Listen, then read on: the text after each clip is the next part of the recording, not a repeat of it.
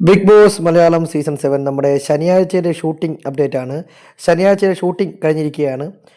ഇനി നടക്കാൻ പോകുന്നത് ഞായറാഴ്ച ഷൂട്ടിംഗാണ്. അപ്പോൾ ശനിയാഴ്ചയിൽ അപ്ഡേറ്റുകൾ വരുമ്പോൾ ലാലേട്ടൻ അതുപോലെ തന്നെ വന്ന് എല്ലാ മത്സരാർത്ഥികളുമായിട്ട് അല്പം സൗഹൃദ സംഭാഷണത്തിലാണ് ഇത്തവണ കാര്യങ്ങൾ മുന്നോട്ട് കൊണ്ടുപോകുന്നത്. കാര്യം ഫിനാലെ വീക്കാണ്. അപ്പോൾ ലാസ്റ്റ് വീക്കെൻഡ് എപ്പിസോഡാണ്. ഇനി വരുന്നത് ഡയറക്റ്റ് ഫിനാലെയാണ്. അതുകൊണ്ട് തന്നെ മാക്സിമം എല്ലാവരുമായിട്ടും കളിച്ച് ചിരിച്ച് ആ ഒരു വൈബ് പിടിച്ച് മുന്നോട്ട് പോകാനാണ് ലാലേട്ടൻ ശ്രമിക്കുന്നത്.